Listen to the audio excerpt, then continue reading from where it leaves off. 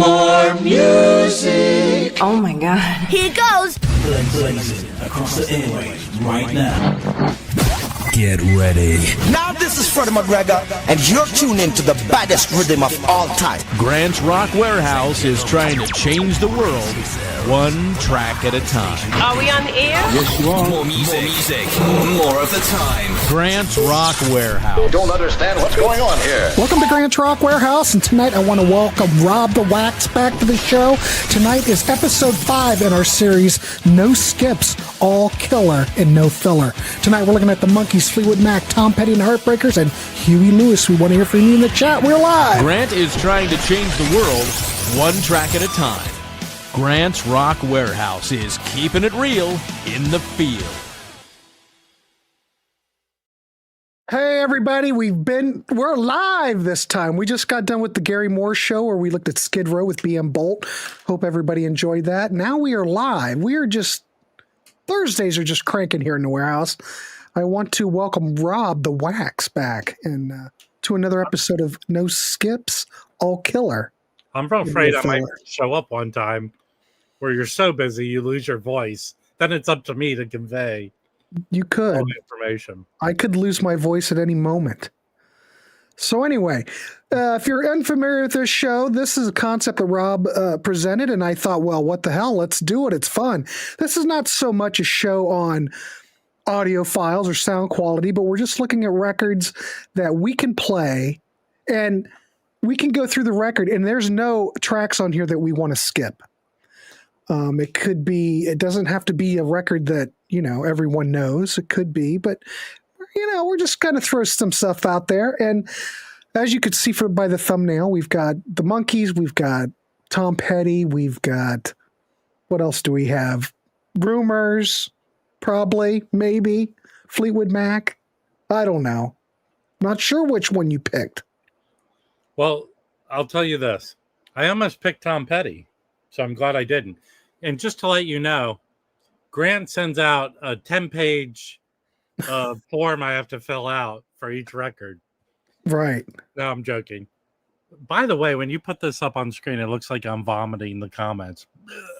Yeah, I don't know what to do about that. Well, that'll move once we bring up graphics. So okay.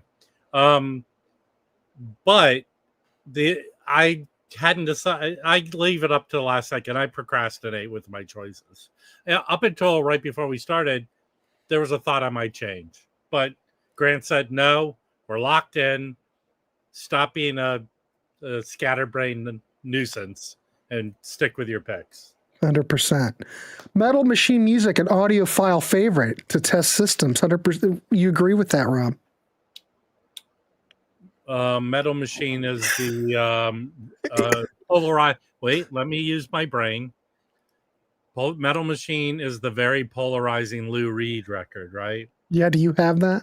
I do not have it. Although here him right next to me is my favorite Lou Reed record right here. The New York. This is that collector's one where it's 45 RPM audiophile with all this extra shit. Very nice. Yeah. But I do like Lou Reed, and people think I'm strictly a jazz guy. Another reason I do this with Grant is to show I do have parts of my brain that listens to everything. That's a good acronym. I have the MoFi of that. Well, this is 245 RPM slab of vinyl on here. Yeah. That's a good record. Yeah. It's not a good record to test your audio system though. Look, no, I'm the guy. So. I've kind of said this lately, and I will stick to this. If it's a great sounding record, like it's well produced, it's well recorded, it's going to sound that way on every system. No matter if you have a crappy system or a great system, that record's going to sound the best a record can sound on your system because it's good. And actually, one of the records, the version I have of the record I'm going to talk about, I think is considered an audiophile version of the record. I've got the record I think you're talking about. I've got the West German Target CD, which I believe is just like a flat transfer of the master tapes. And if you hear the flat transfer of this album master tape, you're going to be quite surprised if you're used to the regular CD, because the regular CD is so jacked up in the high end, but the master tape doesn't sound anything like what the CDs does. Okay, so I recently picked up an OG copy of it, which I've had several times. And if you don't know, to support my habit, I sell records, and I picked up one. But I, again, believe that record from the get-go was a well-recorded record. And generally, here's a factoid. I like to throw in little factoids. Did you know, I think a couple of years ago, during the pandemic, Target started selling like we're going to talk about rumors, so I might as well start. And my version is, I think a couple of years ago, they put out a 45 RPM and this 33.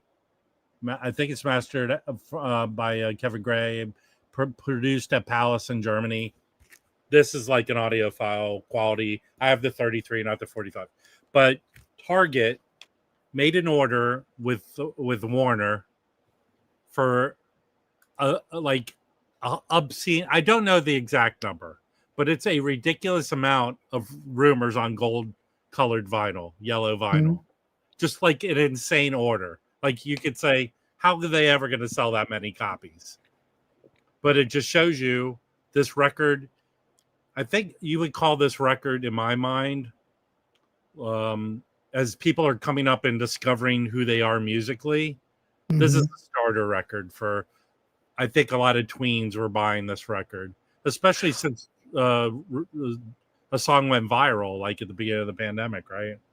100%. My buddy who owns a record store cannot keep it in stock. Anytime used copies come in, kids come in and buy it like that. Can't keep them in stock. So I can see why they would make modern pressings where they would press a lot, because it's in high demand. Well, it's a popular record, and you know what that means when a record was popular all throughout its existence. I mean, on vinyl, means it's well loved, and typically you find them in various degrees of shape. I've been lucky. Every time I seem to find a nice a copy of it, it's in stellar condition. So yeah, I was always reading like on the Steve Hoffman site that I think Steve always thought that the original pressing that came out back in the day with the palm trees, he really likes that. But I'm sure he likes the Kevin Gray too. But there's different ones. The one I found recently had mastered by Capitol and the Dead Wax. So I listened to it. It sounds great. But this was it a Wally? Was it a Wally? No, it wasn't a Wally. This particular version that is, check that out. I've never really seen that redoing of the label. I've never seen that either. But this is that 2000 and whatever. What does it say on here? I don't do any research for this damn thing. No, we just wing it. But it comes with the this insert, which was in the original, like this. They replicate it, and this thing just sounds. Even this 33 version. You know, there was a thing where if you buy it, just make sure there were two versions put out. One doesn't say pressed at Palace. You don't get that version. You get the one where it's pressed at Palace. Okay. So that I do know. But this thing is amazing sounding, the 33. I didn't get the 45, but this thing sounds stellar. But yeah, go ahead.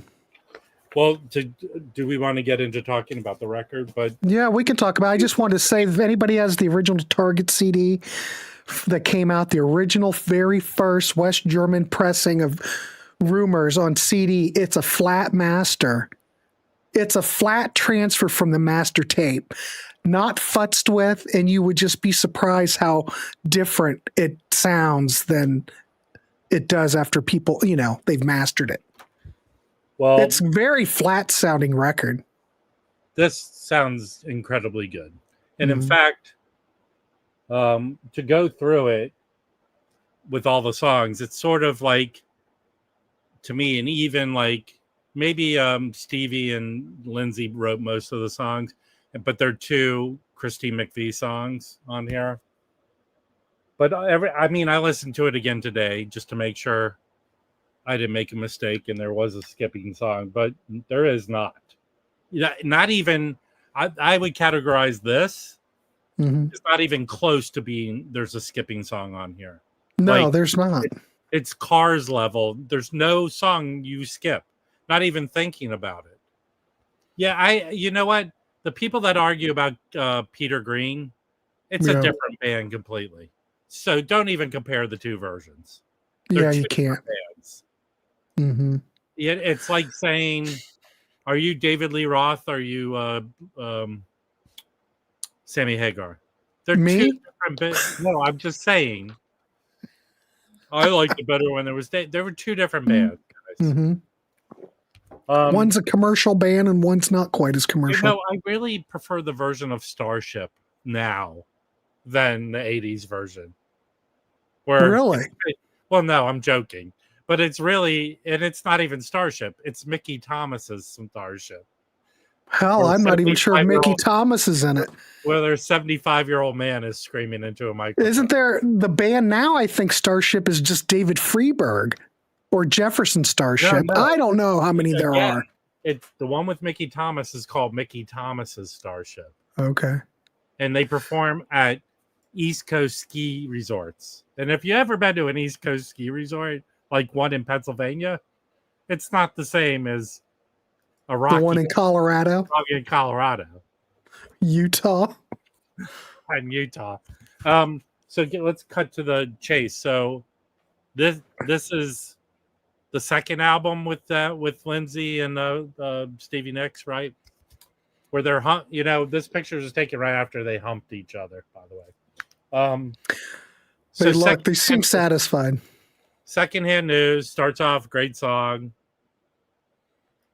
I think a lot of these songs this album can make you think you could sing if you sing along with it in the car.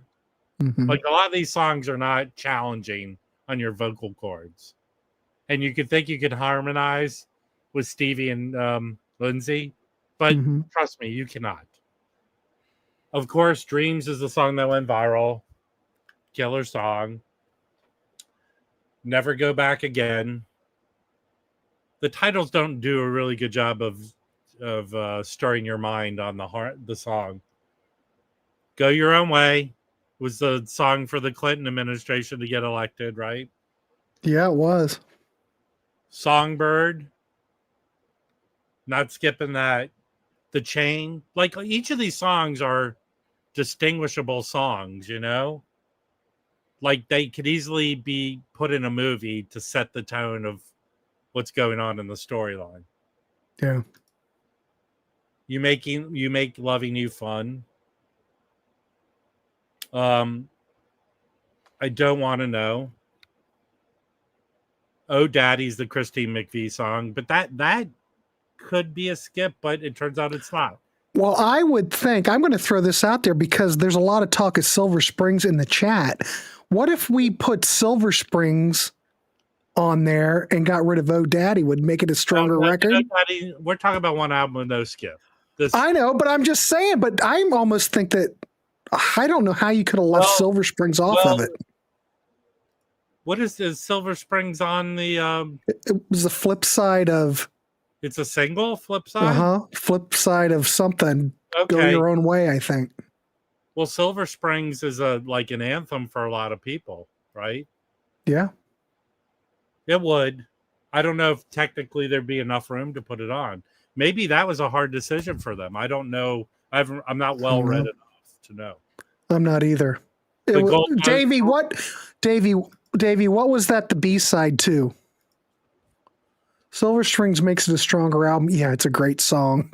God damn, I'm listening to that. And you've made this the B-side? My God, that tells you how great Album Rumors is if you're making Silver Springs a B-side. By the way, one of my favorite songs, might be a top 10 song for me for all time, is a Bob Walsh song. Ebony Eyes. That song is a killer song. Hypnotize I like that. Hypnotized, the way that track sounds. God. And then Sentimental. Mm-hmm. Bob had some telling good you, stuff. I haven't seen any challenges in the chat to say this isn't a non-skipped album. No, I think it's unanimous. It's a non-skip. It's a non-skip album. But if you're looking to get this, make sure you get the version that says Press de Palace on the 33. If you get the 45, then you're set. But the 33, there's two different versions. The hype sticker needs to say Press de Palace. There you go. We're here to try to make your life better, ladies and gentlemen. And then obviously the modern CD that, as Grant says, is a flat transfer. So okay, so we have verification from Curating. Yep, Go Your Own Way is the B-side of the 45, and my God, what a 45. Go Your Own Way on one side and Silver Springs on the other. There's someone I know who picked up a Fleetwood Mac 45 that goes for an insane amount of money. I don't know if it's that one. I think that might be the one. Let me look it up. So it's the Go Your Own Way 45. Mm-hmm. Go Your But they Own pressed Way a shitload of those. Yeah. But they pressed a shitload of those. There should be tons of them. Dude.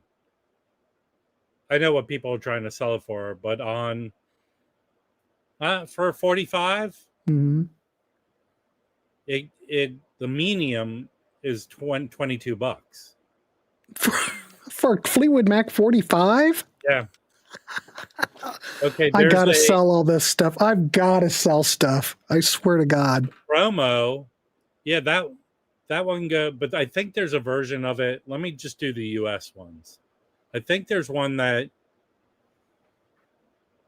And let's go U.S. There's 6 versions in the U.S. There's a promo. Okay, here's the one. This is the one they found. You want to make me big? Yes, sir. Hold on. Hang on. Wire. There. Okay, got it. Here you go. Okay, so that's the cover. It's the promo, by the way. And here's how much it's sold. Here's how much it's sold for.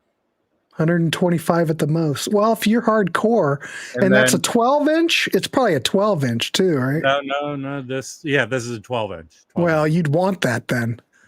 I would rather have the 12-inch. But the 45 regular one, look at this. It's, I mean, that's no shabby business. I'm just amazed. Yeah, this is one. Getting into 45s is a slippery game. In my mind, if you find a soul record, private press soul one, that's always where your money is on 45s. Or an Elvis 45. But Elvis, still, people want Elvis. But that Go Your Own Way Silver Spring 45 is money. If you see one, you grab it. All right. Yeah, well, the rap version is not so great because they got Sir Mix-a-Lot, and he was talking about Stevie's booty all through it. Yeah, you got to have the 12-inch West Coast Dave. All right, cool. 40, pretty impressive. 40 million. That is impressive. All right, so no Skips album, Fleetwood Mac Rumors. My record that I'm going to pick is, I think, a band that, well, I'm just going to throw it out there, ladies and gentlemen. This is my latest thing. I did do a brief unboxing of this.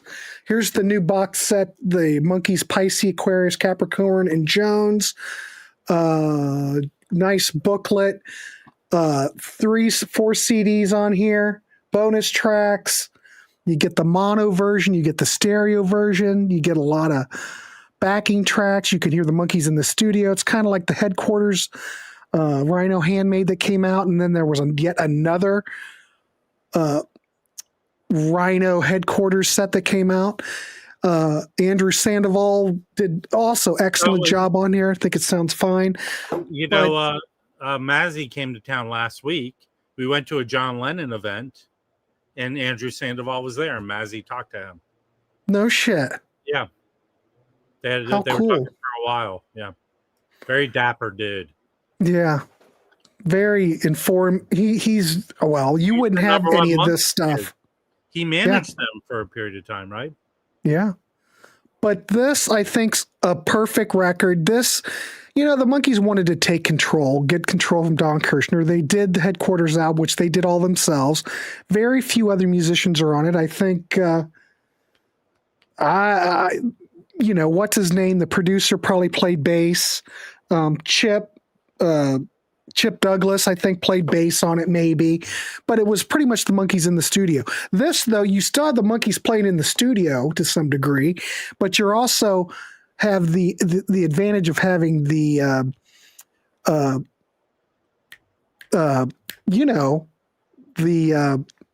Carol Kay and those people, Glenn Campbell, the Wrecking Crew. Yeah. Yeah, you've got the Wrecking Crew playing. So you've got great songs. They're still writing some songs. You've got still good outside writers. You got Pleasant Valley. But listen, this album flows. It's perfect. I do have this album. It's fantastic. This is the best Monkees album. Then I would say Head is the second. Quote me on that. It's a great Salesman with Mike Nesmith comes out. She Hangs Out is a Davy song, but it's not a Davy song that makes you want to cringe. It's not stupid or anything. The razor stings. Yeah, it's just normal. Door into Summer's Psychedelia with Mickey singing Love Is Only Sleeping, another track. Very psychedelic. You got a Mike Nesmith vocal, Cuddly Toy, which is a Nielsen song. Nothing wrong with Nielsen, but Davey does a great version of that. Words, Flip Side to Pleasant Valley Sunday, phenomenal. Yeah. Hard to Believe is another Davey song. It's great. It doesn't make you cringe at all. What Am I Doing Hanging Around? Oh, great. Pleasant Valley Sunday, Daily Nightly, more psychedelia. Don't Call on Me is phenomenal. Star Collector ends the record. You've got, it's just phenomenal. And that's a great Davey track. I love the record. There's nothing that I would ever skip on it. What was I going to say? What was I wanted to add on here? There was something I wanted to, I wanted to make a comment about Star Collector. That Mickey Dolenz is one of the first people to ever buy a Moog synthesizer. Moog. You sure I always about call that? it Moog. He was one of the first ones. But this is one of the earliest songs to have a Moog on there. When did the Moog become available for people?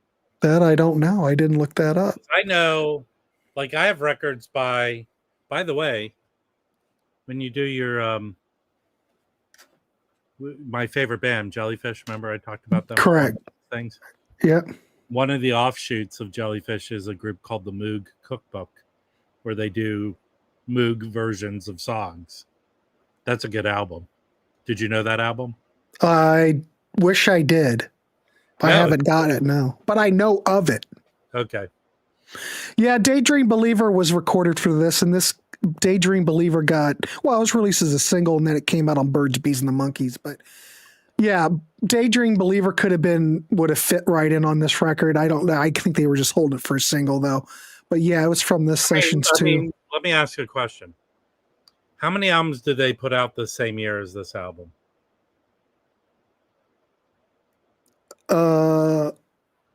Headquarters and this. The other two were 66. Okay. I think. More Than Monkees 66. I don't know. It might have been 67. What song has the Moog remember. on it? What song has the Moog? There's on a couple of songs. Okay. 2 songs have Moog or Moog. I never know what to call it. Moog. Let's go with the Moog. We'll go with the Moog. Okay, so Mickey Dolenz he had number 3 or number 4 serial number of the Moog. He bought one of the first 20 Moogs ever sold. Interesting. Yeah, so it wasn't really prevalent, at that time. It is played on, I think it's on Star Collector, and I believe it's also on Daily Nightly. So it's kind of historic, but still, perfect record, nothing to skip, nothing embarrassing, no filler at all. all top-notch songwriting for a manufactured band. Phenomenal. Unbelievable. Great record. One of my favorite records in 1967. You can quote me. So there you go. It's pronounced Moog. Moog? I think it's Moog. I don't know. You say tomato? Jay Farley said Mickey got his prototype in late 67. Yeah, because this record came out in November 67. So, and I think they started recording this right after Headquarters. So April, May, June. He must have had it pretty early. First ones came out in 68. Okay. With regards to the 80s, I saw the Monkees in the 80s. I think I did too.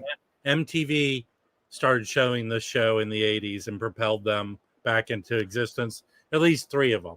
I would rush home from OSU to come watch them. I think they showed like the shows like at noon or something. Yeah. And I'd come in between class and come and watch it. I've always been a Monkees fan.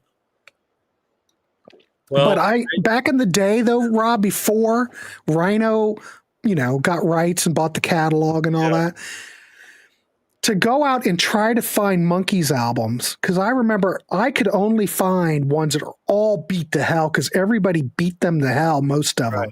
Right. And I would listen to Pisces on a scratched up copy, but that was the only thing I could even find. You could not find any of them until, Rhino changed everything with them. Check it out, Dave. It's fabulous. Yeah, enjoy the Moog parts of the album. Enjoy the Moog. I don't know. Hold on. I don't know how much I should believe that coming from Ramoga. Okay? You're siding with the way your name is. I think he might be. All right. Like a lot of old Beatles albums. Yes, a lot of the kids played those records on crappy stereos. There's a lot of trash out there. Yes. But man, not like those Monkees albums. I did get one year, I think it was 2012, when I had to go out for a conference. I went to Amoeba and I got a beautiful West Coast pressing. Though I know the Monkees albums aren't, Steve Hoffman's not a big fan of the way those sound. But I think I found a mint vinyl West Coast pressing of More of the Monkees that absolutely stunning condition. Well, when the Run Out the Groove was a reissue label, which I wasn't 100% sure, but it is owned by Rhino. And is it Run Out Groove or Friday Music? There's a lot of one of those Friday Music things. Run Out Groove. Mm-hmm. Remember, this is the reason that you'll remember them. Because their whole deal was they put up 3 albums and you voted on which one they would reissue, right? Mm-hmm. They did it going back to the Jellyfish. I think they put up a Jason Faulkner album. But getting back to it, they put out 2 of the Monkees albums, but Kevin Gray, State of the Art, Tip On Jacket, all that stuff. And I think More of the Monkees might have been the first one, but I could be wrong. And I don't know. Now the one they just did, the vinyl version of this album, is done in the same way. And that is supposedly the most stellar one you can get. The Run Out the Groove one.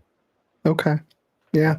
I was pretty happy with this for CDs, and it does come with the 45 kids. Now, how much extra shit is on there? Is it There's unfinished a lot of versions or stuff? Or? There's the 45. Ah. Yeah, it's cool. There's a lot of different stuff. You've got the first CD is the original stereo mix plus alternative stereo mixes. Some of this they did new remixes for stuff just to, I don't know, throw out something else. And then they got alternative mono mixes, original mono mixes. They've got mixes for the TV show. They got television show mixes, which were totally different. And then 3 has sessions plus, and disc 4 sessions plus alternative mixes. So Yeah, it's great. All of these have been great. The Monkees, the way Rhino has treated the Monkees, it's unbelievable because, I was bitching about freaking Rhino because this is beautiful and this is just a piece of shit. Though this sounds good, but why couldn't you go the extra mile? Couldn't you do something nice for Buckingham and Nix? This is mastered by what's his name from Chris Bell mastered this CD. Chris Bellman. Yeah. Chris Bell wasn't he in? He was in Big He's Star. dead. Yeah, he's dead. Chris Bellman mastered the CD. Sounds great, but look at this crappy. Look, it's flimsy. Yeah, I know. Yeah. Come on. Really nice. Yeah. Really shitty. Yes. Grant can't even get his hands around that one.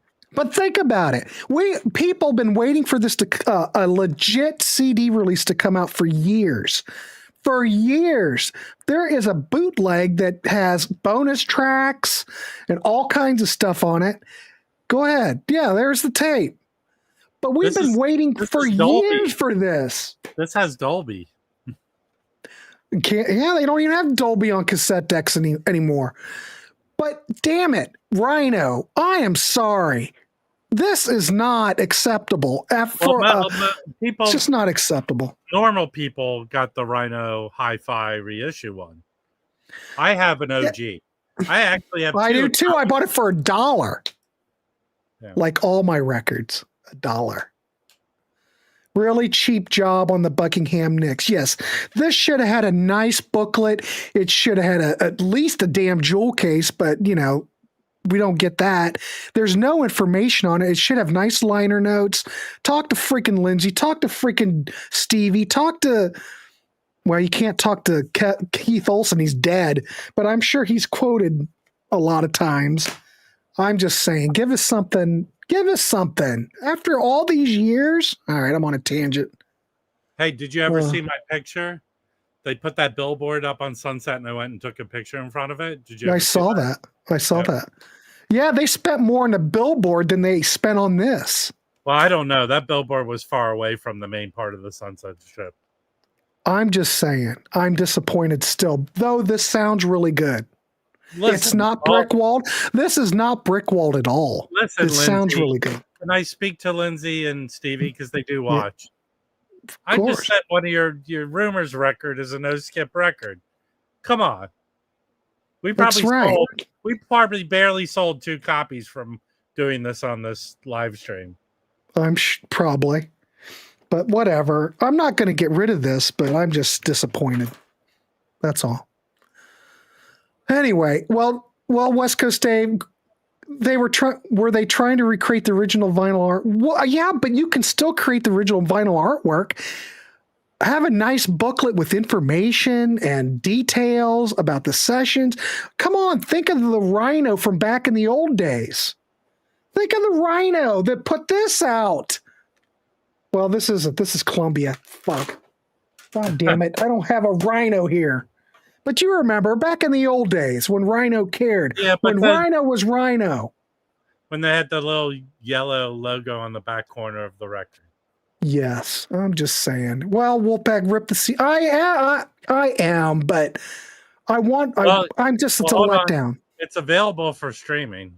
The album's on Apple. Yeah, Music. Don't waste your money buying a CD now. Obviously, they want to get rid of it, even though CDs are coming back. Just saying. They never left for me. West Coast Dave has some nice Rhino stuff on the shelves. Yes. All right. Well, yes, the real Rhino became Shout Factory. 100%. That's what happened. Yep. You're right. All right. Next record. Go ahead. You got it. We're at the half-hour mark. We're good. Okay. I'll try and waste 15 minutes talking about this record. Okay. The next one is Huey Lewis in the News. Sports. People talk to me. I think Mazzy would always say whenever you show this, because his default stories are I'm from San Francisco. So he says he was been in this bar where they shot the cover. I've heard that story. Yeah. listen, he's done a video on it too, or something like I'm a firm believer that as adults, we basically just have 10 stories that we tell. Just retell those 10 stories. I'm telling you, in 5 more of these, I'm going to redo the same records. This is I got this with my penny as one of the 12 cassettes from Columbia, the Record and Tape Club. Yeah. So it's not hard to, obviously this was a popular record. Is that a Record and Tape? Is that a Columbia House one? Yeah. This is not a Columbia House. It's a real chrysalis. But this first of all, it's a good sounding record anyway. But I got this cassette and I played it all the time. Obviously, well, they did have one record before this. Am I correct? And they had that. They had 2 records before that. Okay, so 2 records because they're right here. I'm sorry. So yeah, Picture This and the debut, and they each had a hit song on it, right? Working for a Living's on Picture This, which is a great song. We used to play that. Do You Believe in Love was a top 40 song, right? Yeah, that was a good song. Some of My Lies Are True, and Who Cares? I remember Some of My Lies Are True. So, I think New Drug is on 4. I think. No, it's on this. Oh, it is? Okay. Hold on. Don't get ahead of me. Okay? Wolfpack? Is I Want a New Drug on there? Well, we have Heart of Rock and Roll. Yes, it's on there. It's on there. By the way, Heart of Rock and Roll, good opening song for an album because it starts off with that heartbeat sound. Mm-hmm. And then Heart and Soul, Bad is Bad, and then I Want a New Drug, which is a great song. Walking on a Thin Line's on side 2. Finally Found a Home. If This Is It. No, I want a factoid. If This Is It is second. You Crack Me Up and Honky Tonk Blues. Now, I said I might have switched to another one, but Honky Tonk Blues is not a skip song, so it's the last song. Let's talk about If This Is It, because there were all the videos, I believe, for this album. Were there 5 hit songs on this? Uh-huh. The music videos were outstanding. But If This Is It, the reason that video is number 1 in my mind, the female actress in it with him. Yes. She went on to marry Pierce Brosnan, and then I'm sorry, I'm not being sexist, but she lost her magic. But when she was a model actress in this video, her superpowers were strong. Very hot. I thought she passed away. Pierce Brosnan's wife? Pierce Brosnan's first wife, who was like in a Bond movie, she died. Around this time, he met her, and they married and had kids. But very hot. Let's be honest. She was smoking hot. She very hot. Kaylee or something. Go back to West Coast Dave's comment. I'm a big makeup alternative lyrics guy. I am. But they're usually I couldn't repeat them here. They're usually nasty and very sick. Like, don't even, if you ever meet me in person, ask me my lyrics to Lady Marmalade. They're disgusting. They're horrible. Itchy, scratchy, yeah. I won't even go into it. Oh, God. This is a family show, so. I know. But I'm all for it. Wait, what's the song in American Psycho? He plays the one where he chops up. What's his name? Oh shit! What's the name of that song? Dave. Dave. What's the name of that song? David. Which one are you guys? Oh, what the hell is the? Do you believe? I Want a New Drug? No, it wasn't that. It's Hip to Be Square. Hip to Be Square. That's on 4. That's on 4. But I think that 4 and sports are kind of interchangeable. maybe they record the songs at the same time, Well, remember that was that rumor with Men at Work that Cargo and the first debut album were recorded at the same time because they sound identical. Yeah. I don't know. Evidently that wasn't the case, but that was the rumor back in the day. Heart and Soul. Yeah, that's a good one. I also feel like back in that time, I felt I would always make the misconnection that some guys were some other guys. And I always would think that this was Rick Moranis. It kind of looks like him. We know he was Johnny. Johnny! And then he plays saxophone. Mm-hmm. And then this guy was always creepy. The Mario guy, the bass player. Yeah, he's the brother to what's his name from Quicksilver. Quicksilver Messenger Service. Yeah, I knew that.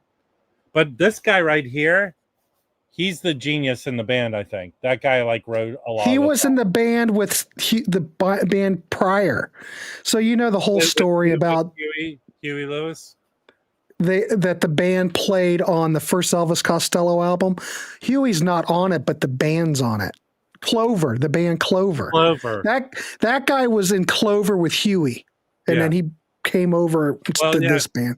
They the Ray Parker thing too. They sued Ray Parker Jr. for the Ghostbusters, and they own a piece of the song or that song. Yeah, they won. They won the it. Lawsuit.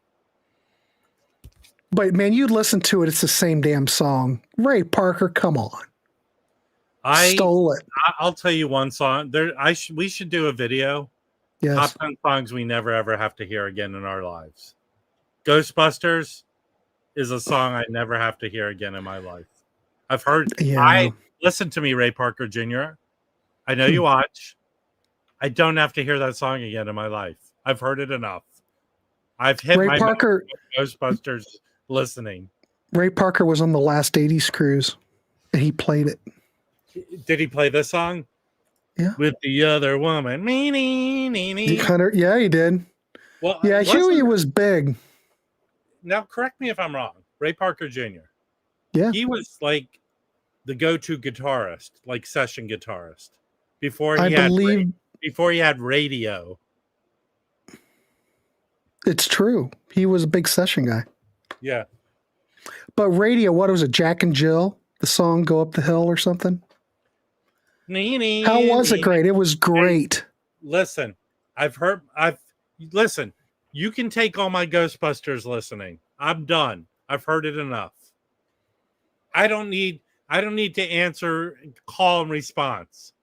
When you feel it, bam, what you get. I'm not going to call Ghostbusters. It's not going to happen. Yeah, a lot of channels have done that. Songs you never have to hear again. We did a whole series. Well, we might bring it back where we did all wall puncher shows. So songs that we just can't stand. And it got good reviews because it's negative. And I don't mean to be crude, but Huey went on to have a little bit of an acting career. Did you? He was in the Back to the Future. Robert Altman movie. The one that won the Oscar, where he showed his privates. I don't need to see that anymore.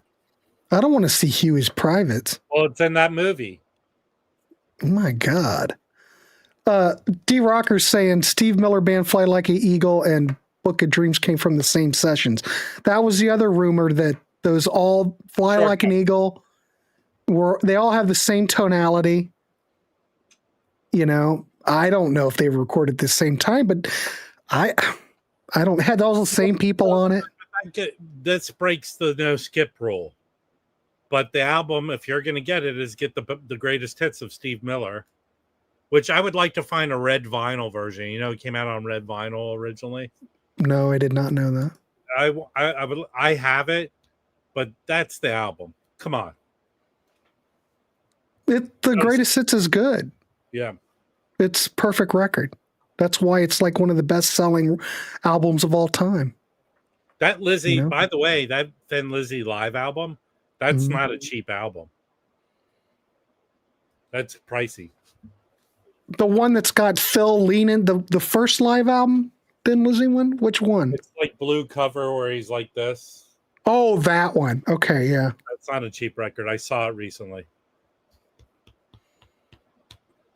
Hey, listen. Huey and Gene Simmons had about the same movie career length. No, listen. Gene Simmons in the movies played the bad guy, and they were weird. The worst. I thought he was a good bad guy. So the one with Tom Selleck. Mm-hmm. That was actually directed by Michael Crichton. Gene Simmons is a bad guy in that. He's also in the Wanted Dead or Alive movie with the German actor guy, blonde hair. He's the bad guy in that, but he's a horrible bad guy. There's a movie with John Stamos, and he's dressed like a tranny, or he's a woman. He's a cross-dressing bad guy. Yeah, Davey, I saw Runaway. I've seen that movie. I didn't think it was. I didn't think it was bad.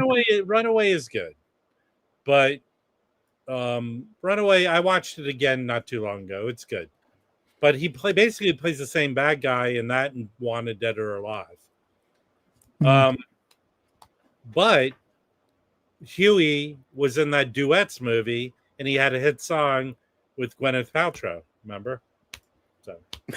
Yeah, that was like one of the last things. All right, cool. Well, let's keep moving. Obviously, I'm going to pick Tom Petty and the Heartbreakers, Damn the Torpedoes.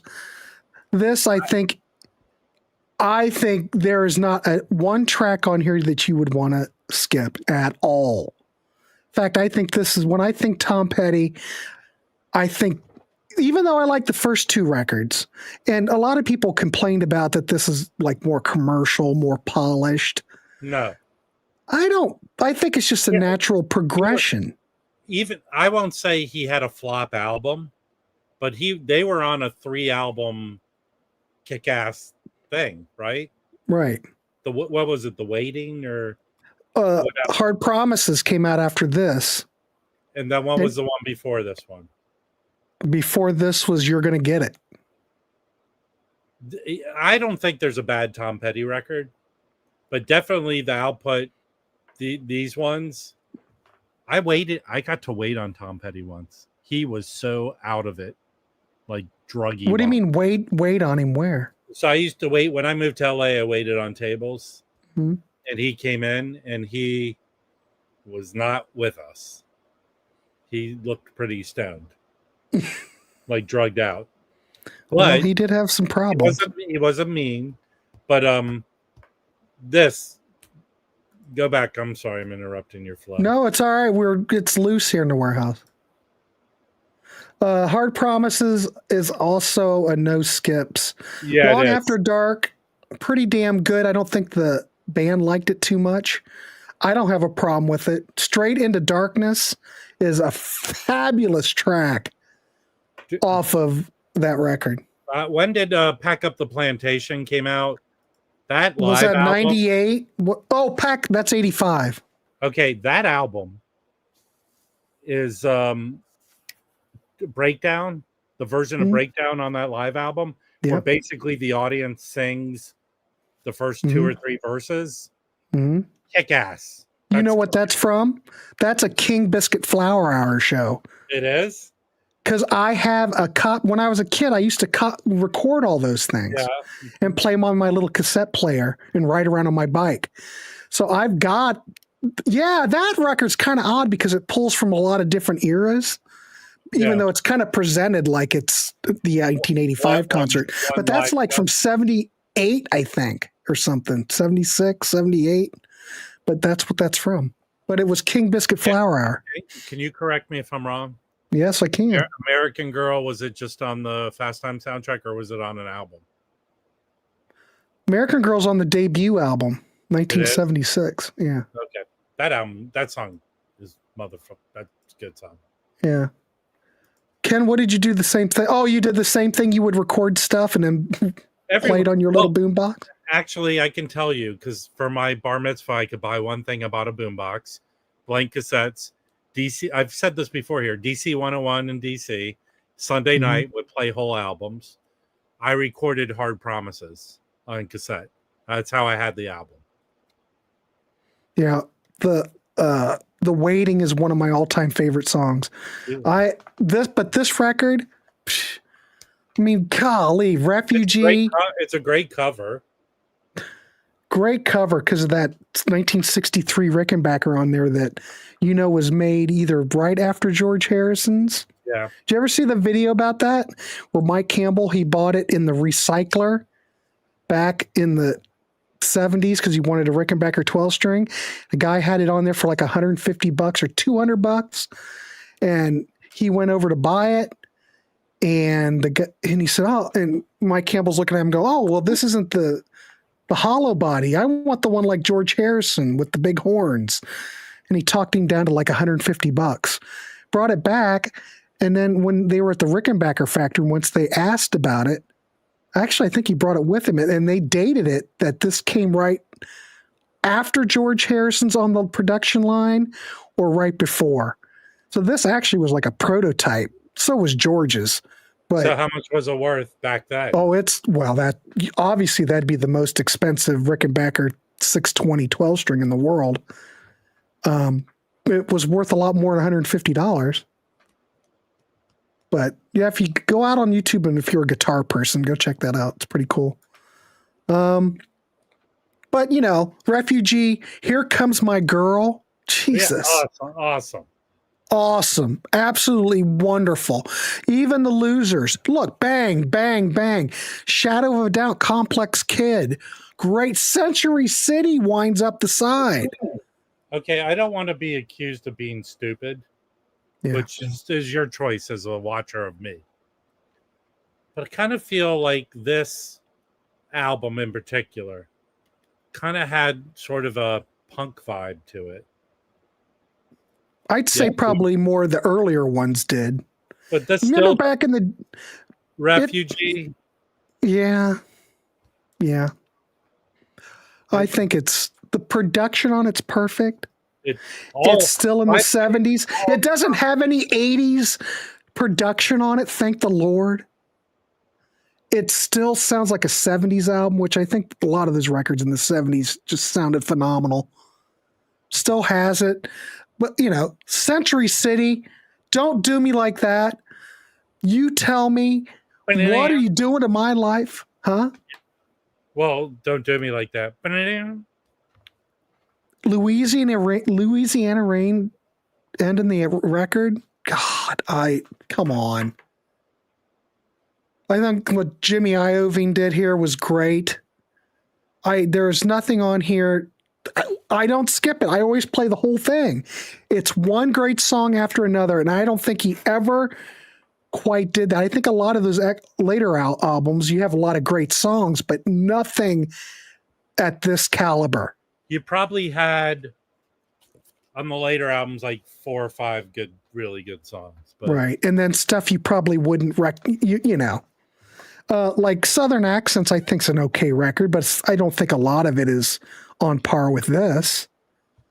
Full Moon Fever is a good record. There's a lot of things on Full Moon Fever. There really isn't a bad Tom Petty album. No. I have several Tom Petty albums because they're just well recorded. They sound great. Yeah, I think who was the engineer on here? Same guy who engineered Blue Oyster Cult. Oh shit!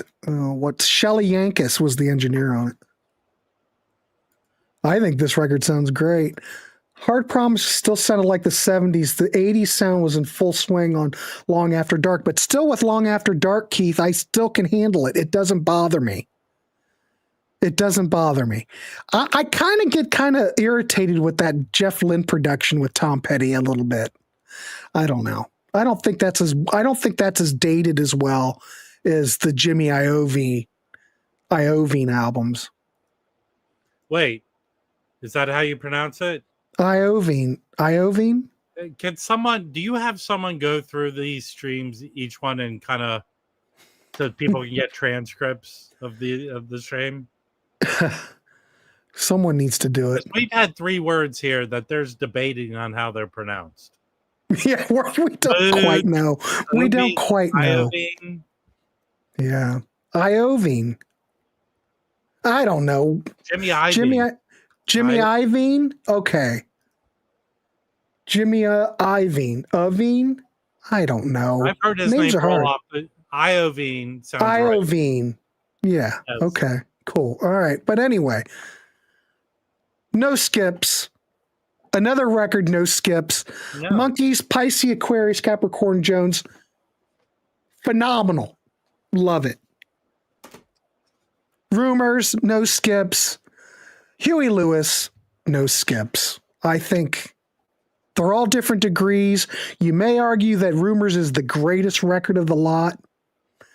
There's a lot of great records. Look, if I was okay, I want this to be said because I've said it before back in, if you go through the history of the internet, I've said this before. I am not a fan of the desert island thing because if you go to the desert island, there's no electricity, so you can't play anything. And there's no Gilligan's Island is not a good representation. Well, how did they get things to work? Someone was on a bicycle, and the skipper after 3 minutes was done. And Gilligan was doing all the powering, but they didn't produce enough power. Listen, if let's say a human being was pedaling to power a record player, it wouldn't be a 33 1/3. It wouldn't be at that speed. The only time that I knew that worked is when the Flintstones did it. When it Or was, that was the Bird. And the Bird beat can't produce the volume. But getting back to it, my whole point is, if there are albums I'm trapped with somehow with the ability to play them, I wouldn't pick Rumors. I would actually, out of the four, I would pick the Tom Petty record. Ooh. But if I had a lady there with me, I would have to play Rumors all the time, I think. If I was going to pick one of all these four, what would I play it would be Pisces, Aquarius, Capricorn, and Jones. Then this. Then Rumors. Huh. But I do like Huey. I don't have a problem with Huey. Yeah, I mean, look, we picked the some professor good hooked it up. I think it was the West Coast Dave has a good point. It was the professor that hooked that all up, and he was a brilliant person. Well, but he couldn't repair the boat. Let's get back to the main reason to watch Gilligan's Island as a pre-pubescent boy. It's Ginger and Marianne. But if you think about it, the storylines on Gilligan's Island, they had a knockoff band of the Beatles, right? What were they called? Oh, well, Dash Riprock was on Flintstones. I remember. I know. What was the band that was trapped on the island with them? They were more a Monkees type of band. Yeah, wasn't it the band that did Fire or something? Oh, what's the name of that song? Liar, Liar, Pants on Fire. Wasn't it that band? Where's the band? I don't know, but the three, Mrs. Howell joined Ginger, Marianne, and some sort of girl group. She had a hula thing on. The Mosquitoes. Thank you. Okay. Al coming in for the win. So if you're trapped on an island, it's going to be the Monkees record based on precedent. Al watched for Mrs. Howell. He's a big fan. The Mosquitoes. Hey, hold on. How about this? Here's a good one for you to think about after the stream's over. Okay. Who would survive the longest trapped on a desert island? Fleetwood Mac, the Monkees, Tom Petty, or Huey Lewis and the News? It's a good point. Leave your comment down below. Pick a band. Who would survive? Who had which of these bands have the wherewithal? First of all, I think the Monkees would kill each other because they hated each other, right? Well, no. The story is that Mike Nesmith had issues with Peter Tork. I don't think that he originally had issues with Peter, but when they were recording tracks for Birds, Bees, and the Monkees, Peter Tork had a track called Lady Baby, and he went through all of the recording budget for the record, blew all the money, and Mike Nesmith says any money that they could have made off the record, Peter Tork blew through it. So he was always kind of pissed at him. I think that was it. If anybody else knows the story. I thought there was like a a more senior version of why he didn't like him. I think well, the thing that I read is because he blew all that money on Lady Baby or Lady Bird or whatever it is. And it didn't really produce anything. In fact, that record came out like on Missing Links or something like that. It never was on Birds, Bees, and the Monkees. He wasted all this money on it. Re-recording it. Steven Still's playing on it. I mean, is there a song? Is that anywhere? Yeah, it's on the box set. It's on Missing Links. It's been re-released. And it's a fine song. Because Peter Tork, God, look at this, is turning into a monkey show. Peter Tork's not anywhere on Birds, Bees, and the Monkees, even though he recorded stuff for it. He's not anywhere on the record. Now he's on Head. There's some great Peter Tork stuff on Head, but I don't know. Birds and Bees and the Monkees is a little bit of a letdown, I think. It should have been a better record. But it's fine. It's not a bad record. It's no Pisces. Okay, the Mosquitoes were actually a band called the Wellingtons. Hey, whoever you hired to create the transcript, ask them to investigate that Mosquitoes are the Wellingtons too. Yeah, I'll investigate into that more. The Monkees outsold the Beatles and the Stones combined in 1967. Ken White coming in with some data. I believe that. West Coast Dave thinks that Huey Lewis in the News lasts the longest. Well, if Tom Petty didn't die because Huey lost his hearing. True. If there was somebody sneaking up on you or a wild animal or a pack of gorillas, Huey couldn't hear it. Well, apparently he has some sort of hearing. He doesn't have enough for music. But depending on when he got dropped off on the island, he might not get that repaired. Well, look, Huey has developed a very strong smell sense, and he can smell danger. Well, if he can smell danger, much like another kind of creature, he's probably okay. I think Huey Lewis in the News because there's a lot of them. And if someone would die, you could end up eating the other person, like they did in that Alaska plane crash. Out of all the bands that on this we talked about, there's one band that has a song that's perfect for being trapped on a desert island. Do you know what song that is? No. This is it. I'm trapped on an island and I'm gonna die here. Huey Lewis couldn't hear our pack animals. Yeah. All right, everybody. He could smell them. He could smell them. I know those gorillas stink. You know they do. All right, everybody. We went over an hour. What desert island would gorillas be on, by the way? Well, isn't Costa Rica an island? There's gorillas on Costa Rica, right? No?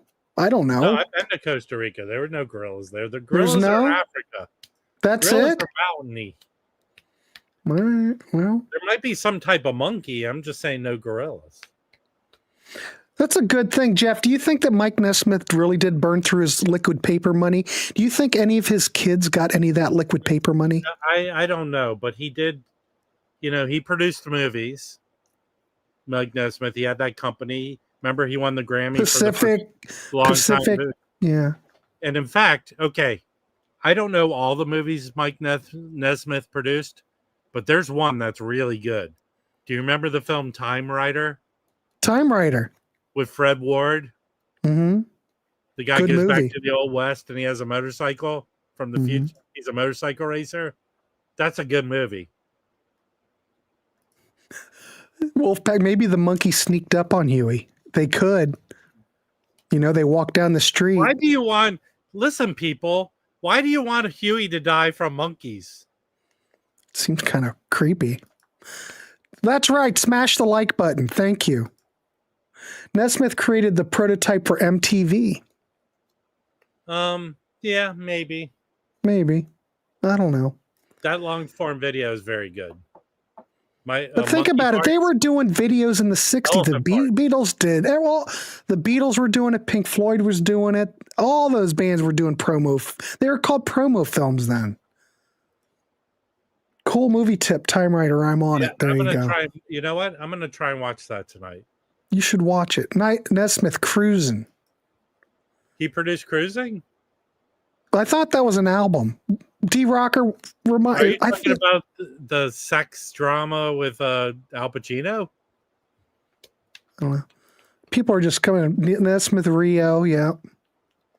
I like Mike Nesmith. May he rest in peace. But he was a Scientologist. He was? Yeah, that's why. I didn't know that. That's what he couldn't. Yeah, that's why he's dead. Because he didn't get medical care? Yeah. Though I did think he did have some medical care that he was against, but he had to have it. But yeah, that's why we don't have Mike Nesmith. Moody's did Night in White Satin video in 67, yeah. But Beatles predated that. Don't forget they did Paperback Writer. They did Rain videos. Come on, the Beatles, we wouldn't be in this musical mess. Weren't the Beatles actually trapped on an island in the Help? Well, they were in the Bahamas, trapped on the Bahamas. Yes. So there you go. They would survive. The Moody Blues would not survive. No. Well, Moody Blues, there's only one Moody left. But he's the main Moody. The main Moody. We just lost the second main Moody. But the first main Moody's still moodying around. Yeah, I think they're still touring. Yeah. The Beatles were always the first. Everybody followed their lead. We all know that. All right, well, we're over an hour. Let's wrap this dog up, Rob. We will be back next month, ladies and gentlemen, I'm assuming, for more banter and more no-skip albums. So, Rob, I'm going to be booking some stuff tomorrow. I will send you a date for our next show, and we will reconvene to entertain the masses. Yes. Before we go, anything you want to mention? What's happening on your channel? I know you're live Tuesday, Thursdays. Go ahead. If you're 7 o'clock a.m. Tuesdays and Thursdays Pacific time, come by. We spend 2 hours just shooting the shit. It's there fun. You go. It's fun. If you want to talk records, there you go. That's your channel. Mazzy's over there to entertain you or bore you, depending on, your opinion. I haven't watched it lately. Has Mazzy been very political? Well, not that I am not a political person and I have my beliefs, but I feel like my live stream is the place to forget about the nonsense in the world and just come in. That's the way I look at it here. Hours to I feel like most of the people, when they bring up their feelings about the world, I might agree with them, but there's enough time in the day for you to vent or whatever about stuff. Yeah, it's all good. There's plenty of small shit to sweat on my live stream, right? Yeah, go hang out for a little bit. Go check it out. All right, everybody. Rob, it's been a pleasure. Great talking to you. Everybody, keep it clean. Wrap the rascal. Drain the lizard. There you go. We'll see you on the next one. Oh, jeez.